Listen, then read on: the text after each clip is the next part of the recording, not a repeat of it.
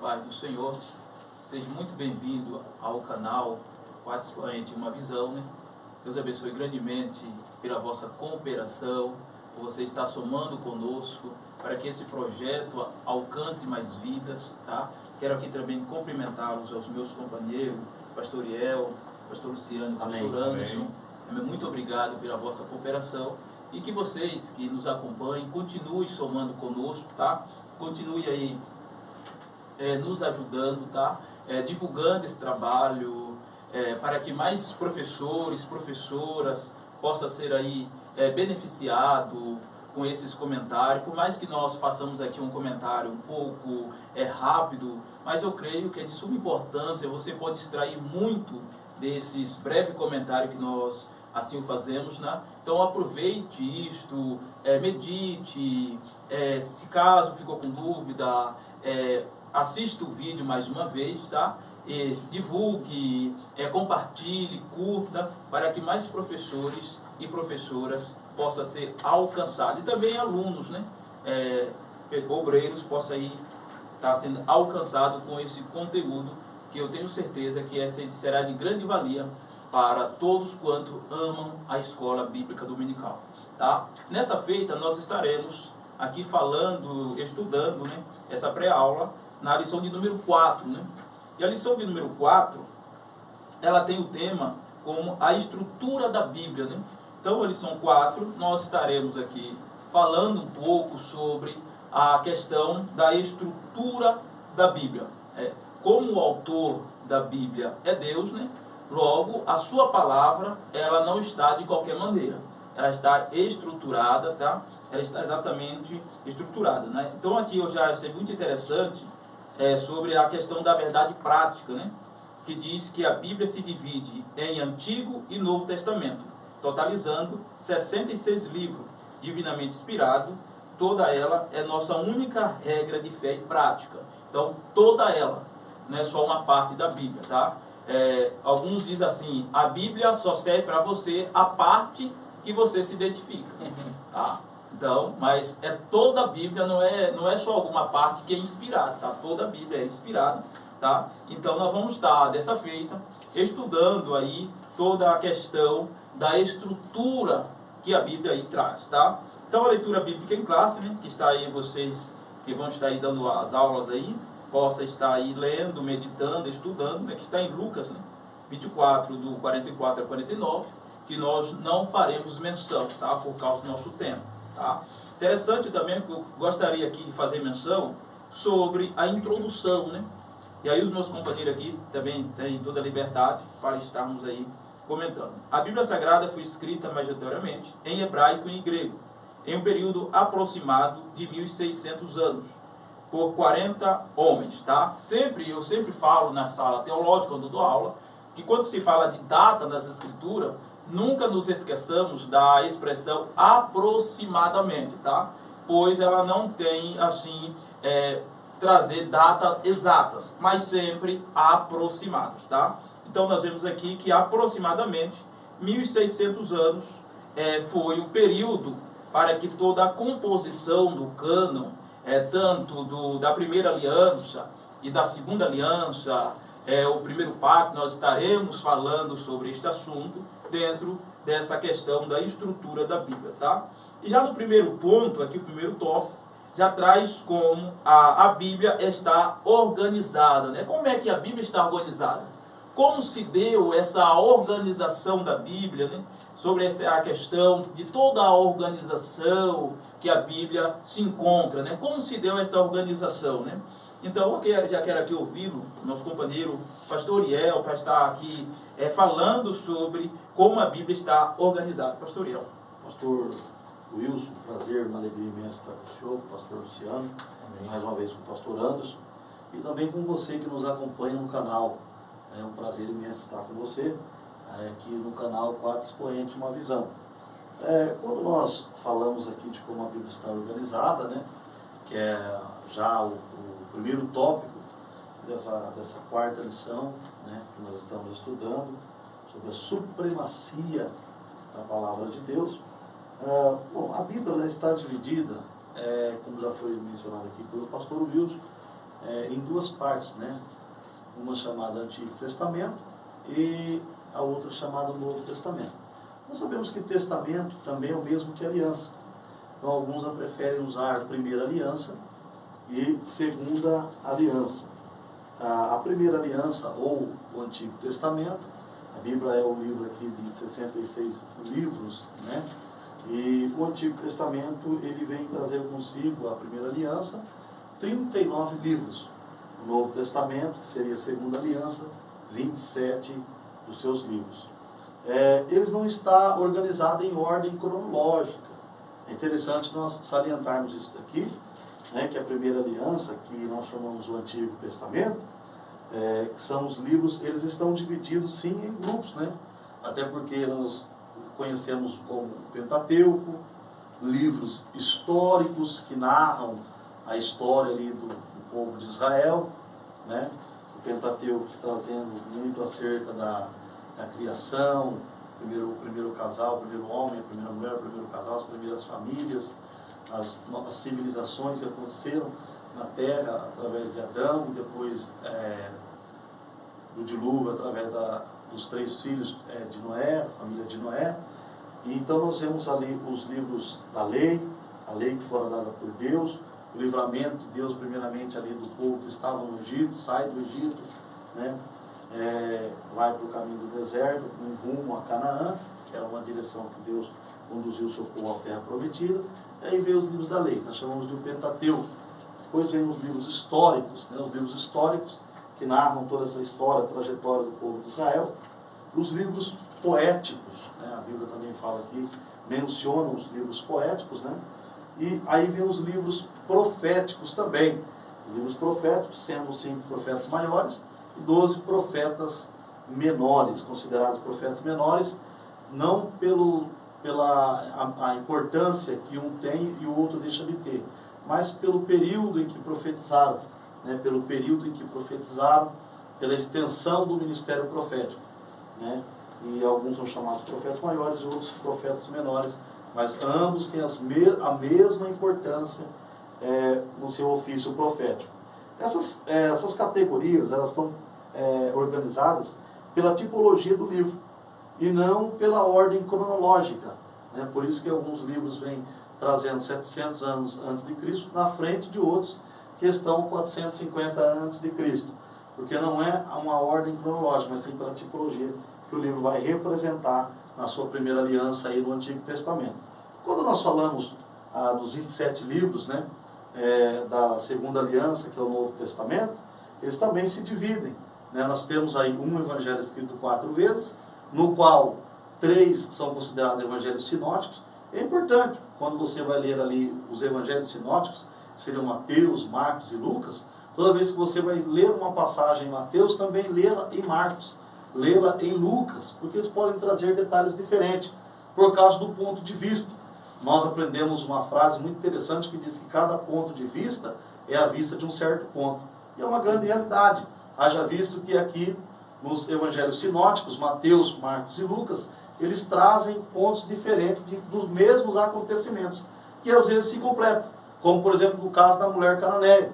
Ela vem vindo em Mateus, caminhando atrás de Jesus, mas em Marcos ela já se encontra dentro de uma residência. Ou seja, Jesus vinha vindo e chegou em Marcos, onde ele deveria chegar. Então é importante analisar dessa maneira. É o Evangelho de João, que é o quarto dos 4 evangelhos que nós mencionamos aqui. E aí, esses 4 evangelhos, ou o evangelho registrado 4 vezes, com detalhes diferenciados e às vezes trazendo o mesmo acontecimento, eles vão falar da biografia da vida de Jesus, referindo-se à vida e ao ministério do nosso Senhor Jesus. Nós temos aí também, depois, um único livro histórico, que é o livro de Atos dos Apóstolos, porque o livro de Atos dos Apóstolos, ele inicia-se narrando a história da igreja, os primeiros passos da igreja, que se estende até os dias atuais e se estenderá aí até o arrebatamento, aí, ao encontro triunfal com Cristo nos ares. Aí nós temos as epístolas, né, que seriam epístolas paulinas, epístolas gerais também, né, e o ápice das profecias, que é o livro da revelação do Apocalipse, livro profético, onde há também ali, se encontra ali o cumprimento das profecias passadas. É interessante salientar que a Bíblia, ela era um livro que foi escrito em forma de rolo, né, por folhas de papiro, e com o passar do tempo, nos tempos dos apóstolos, pergaminho. Por essa razão, Paulo, quando envia ali a carta a Timóteo, que ele estava preso, ele traz o pergaminho, que era a palavra que eles tinham até então, a lei, os profetas, né, os salmos, os livros poéticos. Então traz o pergaminho e os livros, né? Com o passar do tempo, cerca de aproximadamente 1250 depois de Cristo, é que foi se dividido em capítulos, né? Foram organizada em capítulos. E em meados do ano 1445 a 1450 depois de Cristo, dividido em versículos, né? Essa divisão ela acontece em duas vezes, né? Ela acontece primeiramente no Antigo Testamento e depois no Novo Testamento também, após os anos ali de 1550, 1551 depois de Cristo. Então não foi de imediato quando foram escritos, mas com o passar do tempo eles foram organizando que nós chamamos as Sagradas Escrituras, a Palavra de Deus, que nós temos como a Bíblia, a palavra, as Escrituras Sagradas, né? Essa expressão nós aprendemos na escola, na primeira escola, né? Que a palavra Bíblia está na capa, né? Haja visto que João Crisóstomo, né? Isso, que trouxera, e porque Bíblia significa também livros, que é um conjunto de livros, uma biblioteca, né? Justamente sobre esses livros que são inspirados por Deus, que nós estamos falando aqui, e o amamos e o temos como regra de prática e de fé. Amém, pastor Luiz? Glória a Deus. Então nós vemos aí o comentário do pastor Eliel, muito bem colocado, né, sobre aí como a Bíblia está organizada, né? Mas nós temos aí, como o pastor Eliel bem falou, está dividido aí em duas partes, né? O chamado aí muito comum de Antigo Testamento, né? Essa palavra Antigo Testamento, ela entrou em cena ali na época de Tertuliano, né? Foi Tertuliano que no ano 180 depois de Cristo aproximadamente começa a usar essa terminologia Antigo Testamento para diferenciar do compêndio chamado Novo Testamento, né? A partir daí, juntamente, depois Origens, né, que vai dar grande proporção a esta ideia da primeira aliança, o primeiro pacto, né? O escritor aos Hebreus chama a primeira aliança, né? E aí é que vai ser chamado de Antigo Testamento, como hoje nós conhecemos. Então, foi Tertuliano, né, no ano 180 aproximadamente, que começou a usar o Antigo Testamento, e Origens foi que comprou a ideia, né, e aí se prosseguiu chamando o Antigo Testamento aquilo que o escritor aos Hebreus chama de primeira aliança ou primeiro pacto. Mas, tratando aí do Antigo Testamento, eu queria também aqui, pastor Anderson, que o senhor, pastor Anderson, pudesse aí nos falar sobre a questão aí da organização aí, da estrutura do Antigo Testamento. Amém. Pastor Wilson, Pai do Senhor, meus queridos, pastor Wilson, amém. Os nossos irmãos que estão nos assistindo, Deus em Cristo possa continuar abençoando. Bem falado aqui pelo pastor Eliel, também pastor Wilson, a respeito aí como foi dividido a Bíblia. Falando a respeito do Antigo Testamento, interessante a classificação dos livros do Antigo Testamento, da qual conhecemos, tanto como, já quero aproveitar uma pequena oportunidade aqui, falar, trazendo já do início. Quando nós olhamos para a palavra de Deus, nós vamos ver que é interessante a história, o decorrer da história. Porque no início não tinha a escrita. Então a história e o conhecer a Deus pelas famílias, de geração a geração, ela era oral, passado de pai para filho e assim em diante. Então não existia a escrita. Na Bíblia, que nós vamos observar, a primeira escrita ocorrida foi o próprio dedo de Deus nas pedras, quando foi ali entregar a Moisés no Monte Sinai. Então a primeira escrita aparecida na Bíblia foi o próprio dedo de Deus. No decorrer da história adiante, nós vamos ver que começou a surgir, então, o quê? As escritas para que possam ser memorizadas, para que possam ser gravadas, né? Haja visto que Deus até pede, né, como que instituindo isto, ali em Deuteronômio, se não estou enganado, no capítulo 6, né, falando a respeito da lei, né, passar de geração a geração, dela falar aos seus filhos, sentado, deitado, e assim por diante.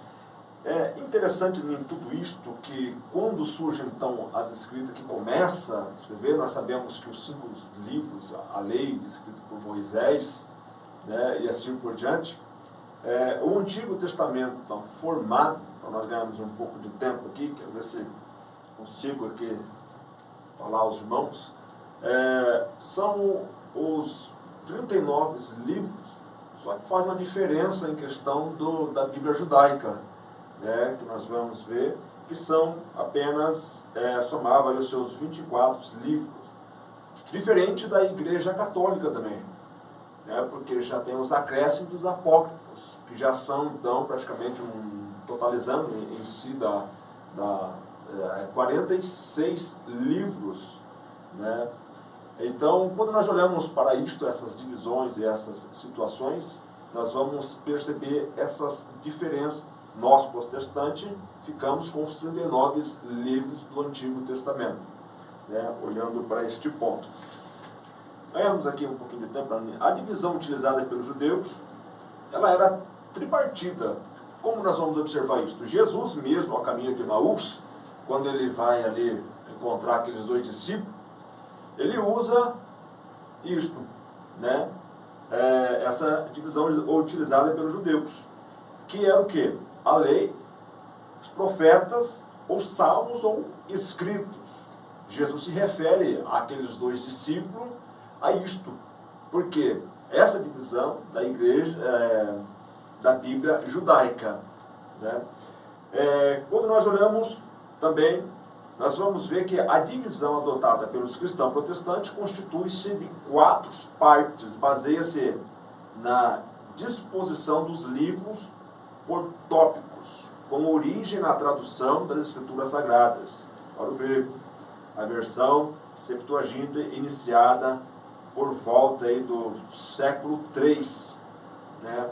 A respeito disto, nós vamos observar que foi no Egito, na cidade de Alexandria, né, por Filipe II, que quando ele chama os eruditos, são 70 eruditos judeus, para que pudesse fazer essa tradução do hebraico, que estava no original no hebraico, para o grego.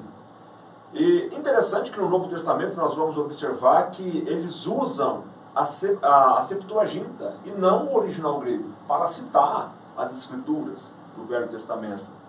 Então, observa que o que passa a valer agora ali, através dessa tradução da Septuaginta, era o grego.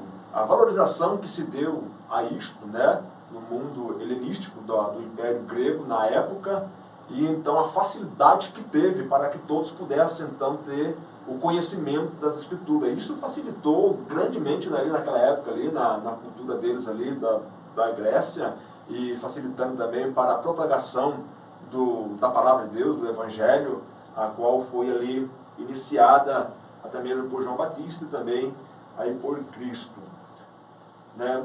Falando a respeito um pouco mais aqui adiante, Deus fez que o seu povo conhecesse e recebesse a sua palavra. Nessa perspectiva, existem 3 fatores basilares. Deixa eu ganhar um pouquinho de tempo aqui para nós falarmos.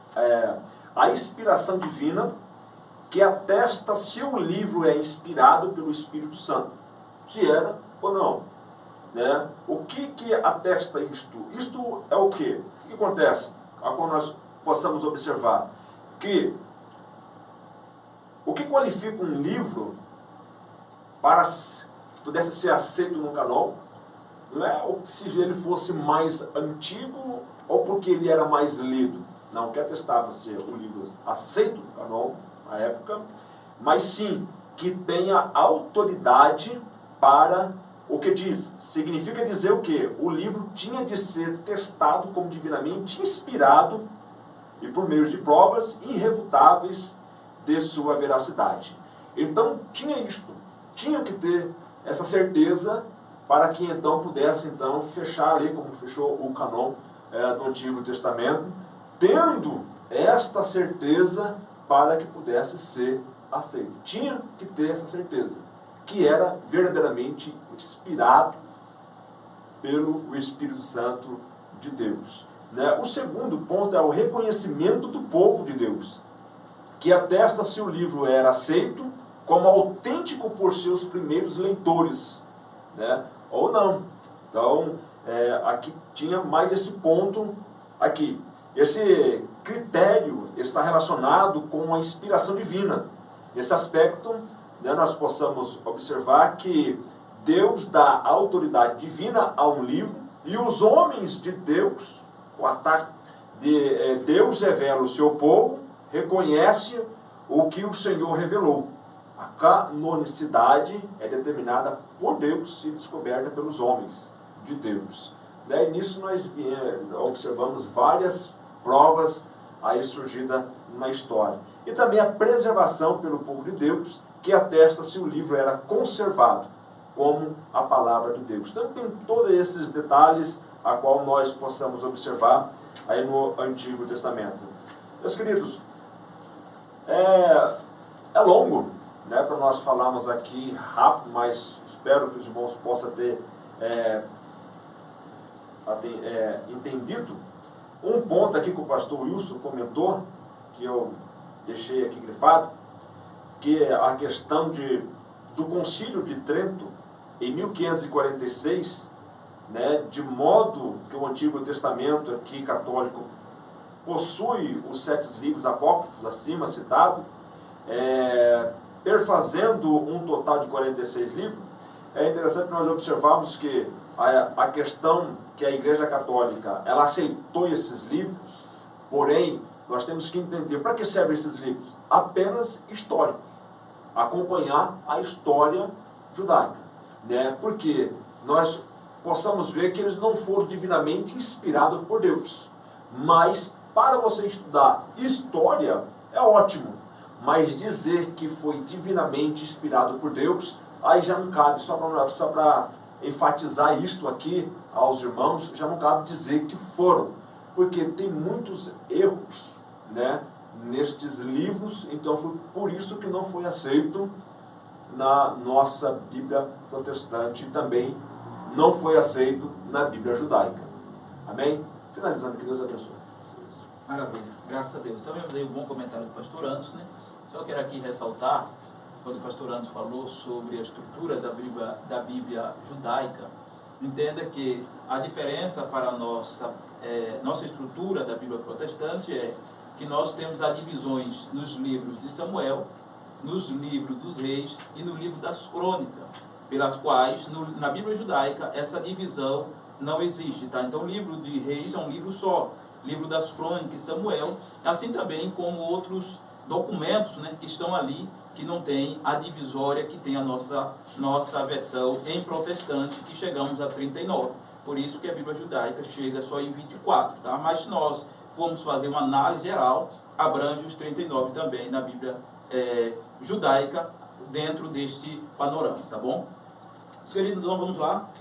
Mas nós temos a estrutura da Bíblia nos que se tange ao Novo Testamento, a Nova Aliança, Então, falando sobre a Nova Aliança, eu quero aqui já o pastor Luciano esteja aí comentando, falando sobre a estrutura da Bíblia no que se tange ao Novo Testamento.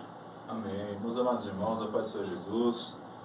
Amém. Muito bom ter vocês aqui, os nossos companheiros que estão aqui. Deus abençoe a todos. Gostaria de fazer um pequeno ressalto aqui, pastor Wilson. Como já foi falado, e é de saber nosso que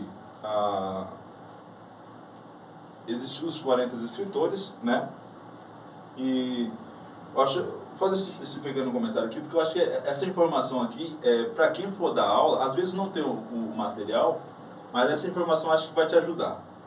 Bom, a questão dos capítulos, né, o pastor Ariel já falou aqui, só que o interessante também, eu queria ressaltar aqui, que quem deu esse início de fazer a divisão em capítulos foi feito em 1250 depois de Cristo aproximadamente, feito por Hugo de Sacto Caro, tá? Dominiciano, estudioso das Escrituras, tá? E o nosso mestre, né, que agora descansa no Senhor, o pastor Antônio Gilberto, no seu livro A Bíblia, o livro A Mensagem, eu agora esqueci o outro ponto desse livro, mas História. E a história, exato, pastor. Esse livro, ele vai falar que esse estudioso, o Hugo, ele criou uma formação de leitura bíblica que dá para se ler durante um ano. Se você ler a Bíblia durante 5 capítulos um domingo e 3 capítulos da Bíblia semanalmente, você consegue ler ela no ano todo. E também na questão da estrutura, pastor. O pastor Paulo, escritor desse livro aqui, E Deus Falou na Língua dos Homens, ele vai falar da questão da formação do cânon do Novo Testamento. Por exemplo, ele vai dizer aqui que desde os primeiros momentos do cristianismo, a Bíblia hebraica foi tomada como grande herança do judaísmo. E dentro da Bíblia hebraica, os principais conceitos em relação a Deus, por exemplo, o monoteísmo, serão assim assimilados pelos cristãos. Entretanto, a partir da nova revelação em Cristo Jesus, a escritura sagrada em todo o Novo Testamento, com referência à Bíblia hebraica, como bem explicado aqui pelo pastor Anderson, né, passou a ser chamada de Antigo Testamento. Quais seriam as evidências internas que promulgou essa autoridade, né, no Novo Testamento? O pastor Paulo ele vai destacar aqui que dentro do processo de desenvolvimento do corpo canônico do Novo Testamento, os primeiros textos que tiveram aceitação como sendo ou tendo igual importância às Escrituras foram as cartas de Paulo, tá? Alguns textos do próprio Novo Testamento nos apresentam como essas cartas eram lidas e apreciadas pelas igrejas no mundo mediterrâneo. O primeiro texto em 1 Timóteo, capítulo 4, versículo 13, até a minha chegada, dedique-se à leitura pública da Escritura. A exortação ao ensino, esse texto nos ajuda a vislumbrar como era o culto público do primeiro século da era cristã, entre os elementos básicos como Eucaristia, a leitura pública em voz alta dos textos paulinos, e a sua explicação eram as tarefas principais daqueles que presidiam as celebrações. Nós vamos permear dentro do Novo Testamento, nós vamos perceber que Pedro, melhor dizendo, o apóstolo Pedro, ele vai citar os escritos, né, de Paulo, e ainda ele faz até um certo teor ali na sua expressão, dizendo que era algo difícil de compreensão, onde as pessoas também poderiam pegar um certo gancho para poder ensinar outras coisas. Só que você vai perceber que em todo tempo o Novo Testamento ele complementando um no outro, nos escritores que ali foram propostos, tá? Por exemplo, aqui para eu poder finalizar aqui minha participação aqui, segundo Pedro 3, capítulo 3, versículo 15, você vai falar assim, tenham em mente que a paciência de nosso Senhor significa a salvação, como também o nosso amado irmão Paulo lhes escreveu com a sabedoria que lhes deu, que Deus lhe deu. Ele escreve da mesma forma em todas as suas cartas, falando nelas destes assuntos. Suas cartas contêm algumas coisas difíceis de entender, as quais os ignorantes e instáveis torcem, como também o fazem com as demais escrituras para a própria destruição deles. O escritor de 2 Pedro confirma a existência e a circulação de todas as cartas paulinas, ainda que não saibamos ao certo quais eram essas cartas, é evidente que esse relato confirma que a leitura das cartas paulinas era prática corrente nas igrejas cristãs desde a redação delas. Tá? Eu quero aqui agradecer minha participação, senão vai ficar muito longo. Deus abençoe, pastor. Glória a Deus. Meus irmãos, meus comentários dos meus companheiros, né? Falando um pouco rapidamente aqui sobre o cânon, o pastor Anderson fez aqui uma ressalta interessante sobre o cânon do Antigo Testamento, né, o da Primeira Aliança, como queira. Eu só quero também ressaltar um ponto de suma importância, que é muito usado, é exatamente o Pentateuco, a lei. A lei era o checkmate para identificar se aquele material era exatamente inspirado por Deus, não. Então, o ponto de partida, além daqueles que o pastor Anderson falou, era exatamente a lei, era exatamente os meus primeiros 5 livros, chamados de Pentateuco, ou Torá, que era exatamente ali, ele seria exatamente analisado conforme as leis e as ordenanças de Deus estabelecido ali. Tá? Para o Novo Testamento, o cânon, ele tinha 4 pilares principais para que um documento era aceito ali como inspirado ou não. O primeiro pilar era exatamente o testemunho do Espírito Santo dentro da escrita. Se caso aquela escrita teria ali exatamente o testemunho do Espírito Santo. Tá? O segundo era a questão da apostolicidade, se caso foi escrito por um apóstolo, ou quem escreveu tivesse uma convivência com um dos apóstolos. É o segundo pilar para ser analisado se aquele documento era inspirado ou não. Tá? O terceiro pilar era exatamente a ortodoxia, tá? Que ia fazer a comparação com outros documentos. Mas dentro da ortodoxia, nós tínhamos mais 4 pilares, tá? Que era exatamente a questão moral, a questão espiritual, a questão social e a questão ética do documento. Tá? E por último, era a questão da popularidade, ou então da catolicidade, né? Da circulação do documento nas igrejas, nas comunidades, e também da sua aceitação por aquelas igrejas. Então, esses são os 4 pilares iniciais para, então, chegar à conclusão daquele documento era inspirado. Por isso, nós temos alguns documentos que eles demoraram um pouco mais para ser aceitos, como a Epístola aos Hebreus, também a de Tiago, a de Judas, né? Eles tiveram uns critérios a mais, tá? Por mais, os 4 pilares principais da sua análise seria esses, tá? Então eu quero aqui agradecer aos meus companheiros, pastor Iel, pastor Anderson, pastor Luciano, muito obrigado pela vossa participação.